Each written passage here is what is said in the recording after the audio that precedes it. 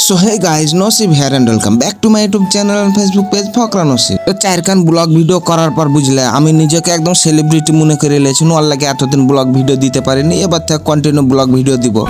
তো চুলকি বাদ দাও, এবার আসল কথা বলি। এটা হচ্ছে আমার 5 নম্বর ব্লগ ভিডিও। আর আমার ব্লগ ভিডিও যারা দেখে তারা জানে আমার ব্লগ ভিডিও মানে কি, আলাদা একটা মজার ব্যাপার। তো তোমরাকে ভিডিও খান দেখতে হবে, কারণ আজকের ভিডিওতে তোমরাকে দেখাবো যে বর্তমান সিচুয়েশনে জনসাধারণকে কিভাবে বোকাচোদা বানাচ্ছে। তো ভিডিওর এবার আসল ঘটনা বলে যে 14 তারিখে আমার সবার মোবাইলে বুঝলে একটা SMS দেওয়া ছিল যে 15 থেকে 17 পর্যন্ত আয়োজিত জনকল্যাণ শিবিরে পশ্চিমবঙ্গ সরকার আমাদের নাকি আমন্ত্রণ জানাইছে, মানে জিয়াপত দিয়েছে। তারপর ভাবনা চিন্তা না করে ভাবনো যেহেতু আমাকে জিয়াপত দিয়েছে আমার সরকার, এবার যদি আমি না যাই তাহলে সরকার হয়তো কষ্ট পাবে, মনে দুঃখ পাবে। ওর লাগে আমার ব্লক অফিসে আমিও চলে গেছিলাম। তো এখানে এসে দেখছি গো যাতা ভিড় গো, কি বলবো। তো আমিও মনে মনে ভাবনো যেহেতু জিয়াপত দিয়েছে মাংনা খাবার দিবে, তাহলে তো সবাই আসবে, আমি যেহেতু এসেছি। তো তারপরে এত ভিড়ের মধ্যে বুঝলে হুড়াহুড়ি করে একদম গণযুদ্ধ করে একদম ভিতরে ঢুকে গেল।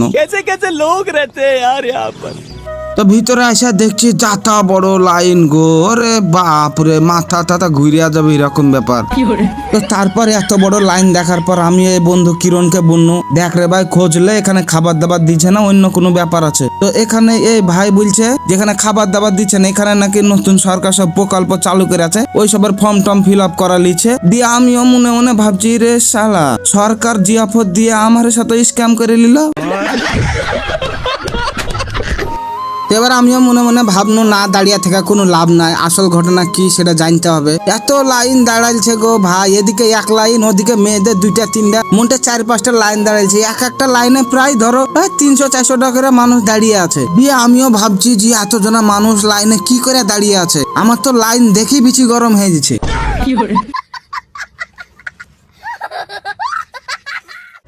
তো এবার সামনের দিকে আসনো, ভাবনো যে সামনে হয়তো কোনো কিছু লেখা থাকবে কি কারণে সব দাঁড়িয়ে আছে। তো তেমন কিছু লেখা নাই, কোনো লোক বুঝতেও পারছো না যে কি করতে এসেছি বুঝলে। তো ওপরে একটা সাইনবোর্ড টাঙা ছিল দেখো। তো ভাই সাইনবোর্ড দেখে কেউই বুঝতে পারবে না যে এখানে কি হয়েছে, এমন সাইনবোর্ড টাঙা আছে বুঝলে। তো তারপর ভাবনো যে এই করলে হবে না, দেখি ভিতর থেকে বাড়াচ্ছে। ওই রকম একটা চাচাকে দেখতে পানো যে ওই ভিতর থেকে আসলো একদম অফিসের ভিতর থেকে। চাচাকে কিছু জিজ্ঞেস করলো, তোমরাই শুনে নাও একদম নিজের কানে। আপনি ভিতর থেকে আসলেন, কি হয়েছে ভিতরে?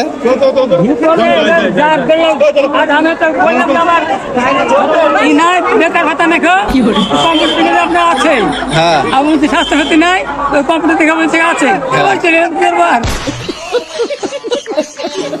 তো তোমরা হয়তো চাচার কথা মেলার জন্য বুঝতে পারো নি যে চাচা কি বললো। তো আমি বলছি শুনো, চাচা বলছে যে আমি যাই অফিসারকে বললো আমার বেকার ভাতা নাই। তো অফিসার কম্পিউটার দেখে বলছে আপনার বেকার ভাতা আছে। দিয়ে আবার বলছে যে আমার তো স্বাস্থ্য সাথী নাই। তো অফিসার আবার কম্পিউটার দেখে বলছে যে আপনার স্বাস্থ্য সাথী আছে। তো তারপর কি করবো, আমি চলে আনু তাই বলছে। তাহলে এবার তোমরাই বলো যে মানুষগুলা এতগুলা যে আইসা আছে এরা কি কাজে এসেছে? এরা তো জানে আছে হয়তো যে এই কাজ হয়েছে তারপরে তো আইসাছে, কিন্তু এখানে আইসা বলছে না এই কাজ তোমার তো অলরেডি করা আছে, তুমি বাড়ি চলে যায়। তার মানে বুঝতে হবে যে জনসাধারণকে বোকাচোদা বানাতেই ডেকেছে।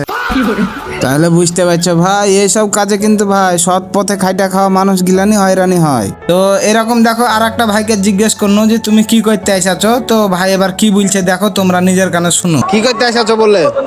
আমি তো এমনি ঘুরতে, মানে জানে এসেছো না এমনি আসছে বলে এসেছো? আসতে বলে আছি। সবাই আসছে বলে এসেছো, মানে জানে আসো না? ভাইরাল করে দিও না আমাকে। ইয়ার কথা আবার শুনলে এ আবার বলছে আমি জানি না কি করতে এসেছি, সবাই আসছে বলে আমিও আসনু।